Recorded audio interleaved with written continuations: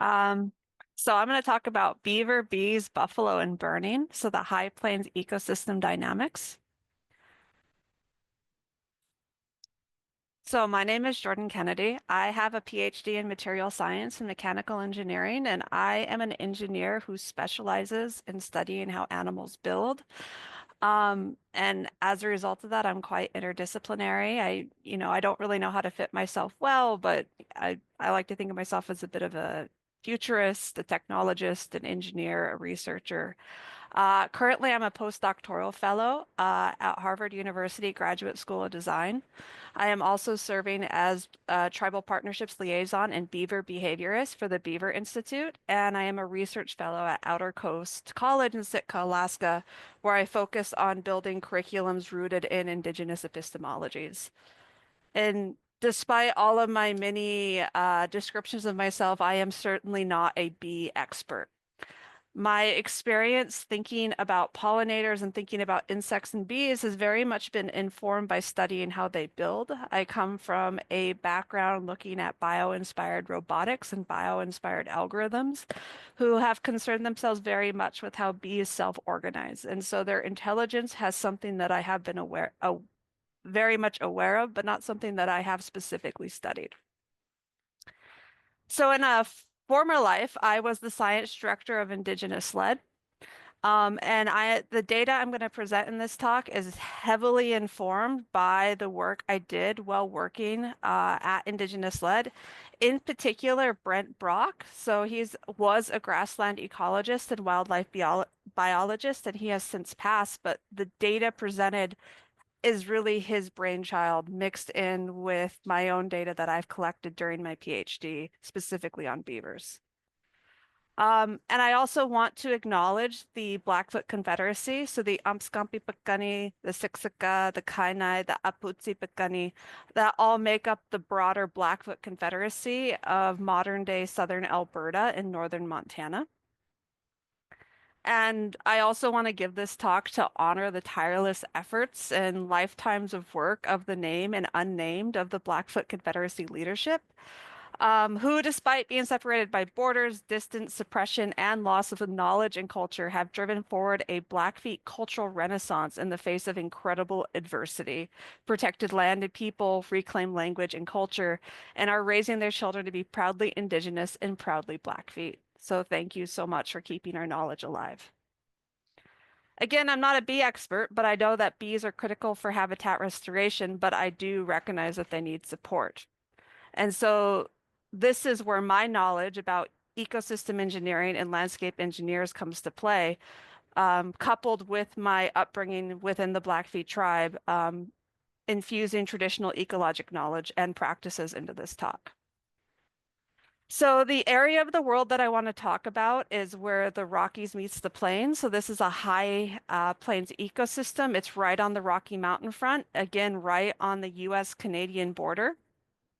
And this is an ecosystem that is water limited. It has extreme temperatures, so you have very cold winters and very hot summers, and very variable amount of time of year that you're going to get precipitation. So you have windows of time where you're going to get water, and the rest of the time you're not going to get any water at all. And it doesn't stay green that long. And so for this ecosystem, I want to talk about the push and pull and the large scale topographic engineering of these three main players. So we have the North American beaver, we have the bison, and we have humans through their cultural burning. And I'm going to bring in a little bit about the microhabitat stewardship of bees within this habitat. So culturally, the Blackfeet people are holders of the beaver bundle. So the beaver bundle is the oldest of its kind. So the Blackfeet don't have books, but we have bundles. And in those bundles, which is quite literally an animal hide, we have objects within those bundles that have songs and stories associated with them that get passed down from one generation to the next. And the beaver bundle specifically holds ecologic knowledge that has been carried on through the generations, and it has songs and it has prayers, but it also has the original teachings of the beaver to the Blackfeet. The Blackfeet also engage in anthropogenic burning, so it's very ceremonial to engage in anthropogenic burning in the spring. And this is a very important process in terms of greening up the grass sooner and impacting the behavior of bison. Then, of course, we have the bison, who, like many of the tribes of the Great Plains, the Blackfeet very much depended on bison for survival. And if you were to speak to a Blackfeet elder, they might tell you that the beaver and the bison are brothers. And by the end of this talk, I hope to convince you as to why that might be true.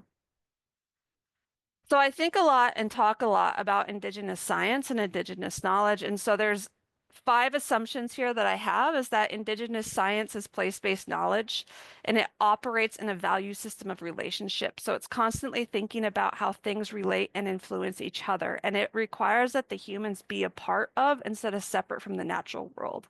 So you are part of this very important dynamic.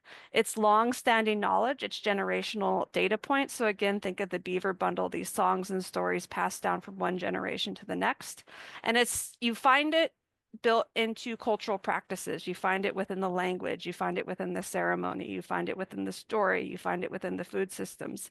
So the way that you engage with it, I think, is very different from the typical Western paradigm and how you gain knowledge from it.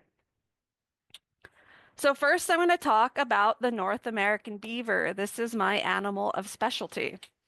So the North American beaver, if you are not familiar, they live in colonies of 2 to 10 individuals, and they live across biomes in North America.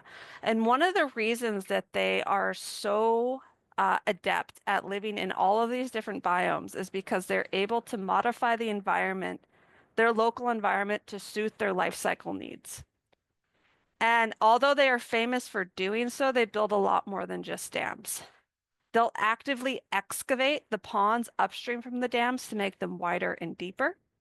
They'll excavate canal systems in order to access woody vegetation, but also aquatic resources as well, so connecting wetlands together. They live in lodges. They also have extensive trail systems, and these trail systems are necessary for the foraging. They have food caches and scent mounds. So beavers don't hibernate, and so they have to have food caches in order to survive the winter. And they have these scent mounds in order to delineate their territory. They're extremely territorial. And all of these features come together to build a beaver damming complex. And a beaver damming complex can be hundreds to thousands of meters in the length, include multiple tiers of dams, extensive trail and canal networks, often one or two lodges, food caches. And these structures take many, many generations of beavers to build and emerge over multiple generations of beavers to reach maturity. And there's all these associated trophic cascades with how beavers engineer their ecosystems. And beavers are an incredible animal to study because they are generalist engineers and it's difficult to imagine as a trained engineer myself ever really competing with the things that they can do, but they excavate, they fell trees, they'll compile things, they clear out vegetation and extensive foraging networks. And these activities restructure the hydrology, driving a heterogeneous habitat. So you can imagine areas of fast flow and slow flow, and you have these little micro islands, and you have a heterogeneous habitat resulting from these structures, which changes the nature of the vegetation in all of these areas, bringing in other species. So you have invertebrates that come in, you have insects that come in, you have prey that comes in. You have these charismatic predators. You have birds that come in. And then, of course, you have fish and bats and amphibians that their food has arrived. And then you have some of these larger, more charismatic predators that end up on the landscape as well, and are very iconic to the American West. Now let's talk about the North American bison. So when I talk about bison, I'll often say buffalo or emu or bison. I mean, I'm talking about the same thing. Those words are interchangeable. And when you look back at descriptions of how bison used to occupy the landscape, as they talk about them being uncountable, limitless, renewed from the earth every single spring. So you get this idea of scale, you get this idea of movement, and you get this idea that it's some sort of cyclic behavior associated with this. And it is one of those things that even growing up on the Great Plains, it is hard for me to conceptualize the scale that these animals existed on the landscape. And bison had an incredible natural range. And interestingly, they all that natural range heavily overlaps beavers' natural habitats as well. So as far north as Alaska, all the way down to present-day Mexico, from the west coast to the east coast, bison herds could be found all over North America. And prior to European exploration, there was an estimated 30 to 60 million bison on the North American continent. And that, of course, started to decline heavily as the bison was hunted to near extinction levels. And around the 1900s, there was an estimate, I've heard numbers ranging from 40 animals left to 700 animals left. So there's a huge genetic bottleneck within these populations. But since the 1900s, there has been a concerted effort to start bringing these bison back, with tribal nations very much leading the charge on this.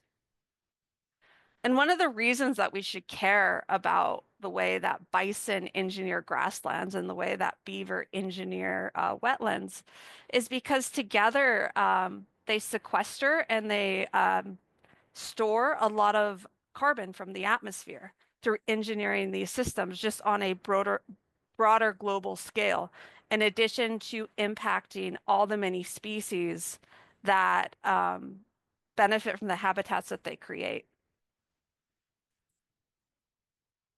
So this is a picture of the last sustained migration of herbivores on the planet. And this is 1.4 million wildebeest, hundreds of thousands of zebra, roughly 2 million individuals annually, and they're making these massive migrations. And anybody I've spoken to who's witnessed one of these events, they talk about it almost being a spiritual, religious experience, watching this massive amount of animals go through and graze and defecate and trample it in, and they're absolutely changing the dynamics of these big grasslands. Uh, and 2 million animals left, and that is 20 times less of how many bison used to be in North America. So when you start thinking about what a massive scale event that is compared to what used to be happening here, it's kind of a humbling thought. I had the opportunity to go witness the salmon migration 2 years ago, and watching all these salmon go up the stream to spawn was just an incredible event. And to think that used to happen on our grasslands and that I never had the opportunity to witness a big mass migration like that, despite growing up there, I think really highlighted to me what we've lost and the knowledge that has been lost and the dynamics that have been lost. But I think it's very important to revisit that and understand how these impact our grasslands and the other species. So let's talk about the trophic cascades of the North American bison. So the North American bison is also an incredible ecosystem landscape engineer, but they're not as specialized as the North American beaver, and they engineer their habitats through eating and grazing through movement. So excuse me, my kids just got home. So they are preferential grazers. They like to chase or go after green grass, which means when they graze, they drive heterogeneous structures on our grassland. So you have areas of low grass, areas of high grass. And these heterogeneous structures, in addition to as they're grazing, they're moving and they're picking up seeds and they're replanting the grasslands as they're moving over these massive distances, you have other species that are coming in, species specialists that like tall grasses or other species specialists like antelope who like to run really fast and can't run really fast unless they have short grasses. And the bison would mow over those short grasses and make it possible for them to run at top speed. And then you're bringing in again these small and large predators. Our grasslands are a tremendous tool for sequestering carbon with their incredibly deep root systems. And of course, carbon sequestration is cleaner air, cooler air. Another way that bison engage in engineering is through this wallowing behavior. and they roll on the ground and they create these wallows. And these wallows oftentimes collect water and they'll fill up and they'll become these microhabitats for many different species, including frogs and insects, and drawing in small and large predators. And then these are also very important for recharging the groundwater system within the Great Plains and water for the grass. And of course, there's these bison products associated with bison and how important they were to the survival of the Great Plains peoples. But again, they're missing. They're a missing ecosystem engineer, an incredibly important missing ecosystem engineer. 1700s, 44 million, 20 times the modern day South African migration. And their skulls were taken and ground up and used as fertilizer. So their bones were the foundation for the agriculture in this country. So there is a research question open, and this is where I'm going to talk about Brent Brock's work. So how did buffalo move and where did they go? Where did they migrate? What cues did they take about from their environment to inform that behavior? Was it historic trail systems, greenness of grass, predator-prey dynamics, herd memory, weather, or other species influence? And so research has shown that bison very much like green grass. They also engineer it. So how did the bison move? Where did they go? So this is an untestable hypothesis because this is currently what our Great Plains looks like. The Great Plains is a land of boundaries. And any species that lives on this landscape has to contend with this shifting mosaic of privately owned land with landowners of often conflicting and very different interests. But given that, why do we care about this question? Why do we care about how buffalo moved? Why do we care about how they interacted with other animals? And why do we care about anything to do with traditional ecologic relationships with indigenous people? So I hope I can motivate you to understand this dynamic, although I am realizing for this company, I am speaking, I'm preaching to the choir. But conservation efforts, we make decisions at the parcel scale, but conservation has to happen at the landscape scale, so hundreds to 1,000 kilometer scale. And land management efforts. So thinking about how can these interplays be implemented today or mimicked today? Water management. We have huge droughts within the Great Plains. Can we think about ways that we can recharge our groundwater? Livestock management. Can we engage in biomimicry of cattle or our other livestock in order to move them in the way that bison might have moved in order to regain some of this habitat heterogeneity from their grazing? Grassland conservation, birds, ungulates, insects, sovereignty and land rights. So this, of course, gets political. I don't think you can talk about land without it getting political. But looking at uncovering more of the history that was lost. Of course, globally, there's this bigger question of carbon sequestration. And grasslands are more efficient at sequestering carbon because they grow faster. And then biodiversity credits. Can we bring our animals back? So I'm going to talk about the application of traditional knowledge combined with modern ArcGIS techniques. And again, Brent Brock, I want to acknowledge his study design. And what he did is he combined his ArcGIS skill set with the traditional knowledge of the Yamskampi So this is Kainai Kwan, Blood Man, Jim Blood. And this data was interpreted by Rosalind Lapierre, so she was able to make a map. And so Jim Blood shared the seasonal rounds of the Yamskampi and Brent went through and he looked at the greenness metric throughout the year in order to look at where the Blackfeet were moving throughout the year and how that compared to habitats. So there's some assumptions that you have to take in order for this data to make sense.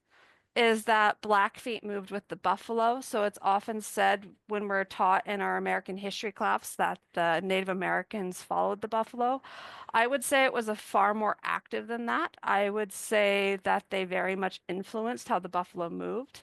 But with this assumption, we can broadly state that traditional routes reflect a reasonable proxy for bison movement patterns on the landscape, and that it was roughly predictable. It followed an annual pattern. And Also to note that this is one of many annual migration patterns that bison likely took. The Great Plains is massive, and this is a very small part of a very, very big story. And you cannot think about bison without thinking about Native people. So shown here is a modern day map of Alberta and Montana at the Canadian United States border. The tribal boundaries of the Umpskumpy-Piikani, the Piikani, and the Blackfeet are shown in blue. It's right next to Glacier National Park. And the red there is a vision of release for the North American bison. And you can see it's in modern day Blackfeet territory. So we're looking at the winter, and I want you to keep your eyes on the green, and you can see the greens are very much located in the mountains. Number one, Willow Round, is the winter encampment site of the Blackfeet. In the spring, the prairies are starting to green up. So the Blackfeet are moving further east onto the prairie. And one thing that you'll notice if you keep your eyes on the green is the Blackfeet are going to these areas that are very green. And in the summer, everything's green. It's beautiful and it's lush. But all the same, the Blackfeet are still keeping to areas where the green is most intense. And then midsummer, things start to dry up. Late summer, the Blackfeet start to move back west towards the Rocky Mountain front. And in the fall, they are still where it is quite green. And then they start all over again. So this here is the seasonal round of the Opscompi-Pacani. And the black there is the dreamed of vision for the reintroduction of bison on this part of the landscape. And one of the reasons that this is a vision is this is an approximation for how bison may have moved on an annual basis in this region of the world. And this is how we should start thinking about a way to start thinking about conservation priorities and where to implement them. But one issue with this is much of this land is owned by private individuals, some very much open to the idea of conservation, most very much not. And so this is a vision to think about how can we get bison back on the landscape? How do we get them conservation easements? How can we get them passage rights? And this is the vision with applied traditional ecologic knowledge. But there's some glaring gaps to this really beautiful story about bison movement I told you, is that the Great Plains are massive, and in the summertime everywhere is green. So saying that bison follow the green really isn't that interesting of a statement. And then it's also a short window of green. So where do they go in the winter months? So we're going to start talking about the beaver damming complex. And I'm going to state that you cannot think about bison without thinking about beaver. So again, the Great Plains is a huge sandbox. And so to address this, in order to better predict and drive the behavior of the North American bison, the Blackfeet engaged in anthropogenic burning in the springtime. And what would happen to these areas that they burned is that they would green up sooner. And bison, who are discriminatory grazers, excellent sense of smell, would move to these greener locations sooner, making their movements more predictable on the landscape. So anthropogenic burning, in addition to being this huge ecologic benefit, also very much informed the behavior of one of the primary food sources of the Blackfeet. And this relationship with fire is so integral to the Blackfeet. It's how we have our modern day colloquial name. We do not call ourselves Blackfeet. We would darken our moccasins with the soot of the grasslands that we burned. And it was the Crees describing us to French trappers that called us Blackfeet. And it was a name that stuck, and it was a name that we enjoyed being called, and we're happy to go along with it. So once burned, the grass would green up sooner, drawing buffalo out of the pasture sooner. Um, and groups use this anthropogenic burning to engineer the grasslands to better predict where buffalo would go. So this resulted in the bison being pulled from the front with this green grass, but also being pushed from behind with the tribe following. This work was again done by Rosalind Lapierre, and she's also claiming that it was a lot more active than just anthropogenic burning. There was the active cultivation of plants on certain hillsides in order to further drive vegetation dynamics in such a way that it was more attractive to these bison moving across this landscape. But again, it's time limited. So this is a picture of the Great Plains taken a year ago. So this is May, this is August, and it's a very short window of time. And again, it's water limited. So there's a very short window that water's coming down. It has extreme temperatures. The variations in precipitation are quite high, and it doesn't stay green that long. And so the beaver, through their engineering of the damming complex, is able to capture this water and make these river valley complexes greener for longer. Uh, and as the water would come in, the beavers would capture it. So even though it was dried, the beavers are still maintaining surface water. If you don't have water, you're not going to have bison. And if you don't have water and you don't have bison, you're going to die.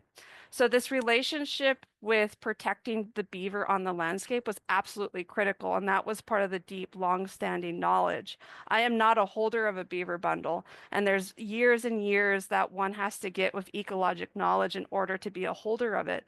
But one of the basic fundamental teachings of the beaver bundle is that if you do not have beaver on the landscape, you're not going to survive. And so beaver provided these big grazers with the opportunity to get access to water in a very arid environment, but these areas also stayed greener longer. So in the fall time when everything was going yellow, the bison would move to these greener river valley complexes where they still have green grass, they still have lush food. You also have the warmer microhabitat that the bison were able to take advantage of and live in. But humans like these habitats too. So when I showed you the map, the tribes were very much going around where the rivers were. So humans very much benefited from this engineered river valley complex for the exact same reasons that bison did. And because of these valley complexes are greener longer, they're warmer, they still have vegetation, they're also a huge attractor for for prey, such as bison and elk. So it was a great place to set up camp if you wanted to be fed and you wanted to be warm. But as these big grazers are coming into these areas, they're also depleting the resources that beaver need in order to survive. They're grazing on the vegetation. Now they're eating subpar vegetation because they're hungry, so they're eating the woody vegetation that beavers like. And so humans within this environment would act as a predator driving out the big ungulate grazers like bison and elk. So you have this predator-prey dynamic that actually benefited the vegetation that the beaver needed within these microhabitats. So you have this cycle where you have this pushing and pulling of the bison were pulled in with the anthropogenic burning and pushed from behind. And then as things dried up, the bison are then pulled into the beaver damming complex. And the beaver damming complex is providing all of these resources and it's protecting you from the extreme winters of the Great Plains. But again, this is about pollinators. And so I want to talk about briefly, and again, I'm not a bee expert or a pollinator expert here, the impacts that these bison and anthropogenic burning had specifically on the landscape, which other speakers have spoken about so well. But one thing that bison do, in addition to as they wallow, they clear away these grasses. And so you have many of these insects that come in that are specialists, and they like clear ground in order to make their burrows. And so if you have these cleared out bison wallows before they filled up with water, you have a really great opportunity to burrow into the ground there. Same thing with this anthropogenic burning. You're driving spatial habitat heterogeneity that bees could come and take advantage of. And then there's also these bees that like to build their nests within the roots of different plants. And so you have a mosaic of all of these different species of vegetation that was very critical for many of the insects, especially bees, on this landscape. So the Blackfeet tribe is doing a considerable effort for conservation. The Blackfeet tribe hold a 44,000 acre conservation allotment where they've recently reintroduced 49 adults and 18 calves. Um, and I don't think they did any in spring 2024. They did this in spring of 2023, and I think they're going to try again in 2025. And introducing them to the Chief Mountain Conservation Allotment. And this landscape has the capacity to hold up to 2,500 individuals alone.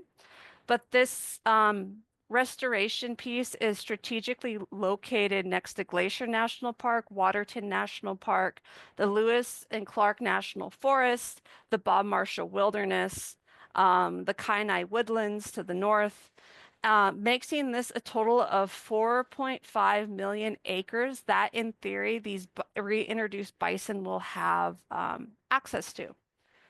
But one of the issues with this is that bison are beings of the grasslands and not the forests or not the mountains. And so, although this is a massive and a very important step for conservation, we need to do more work for our grasslands.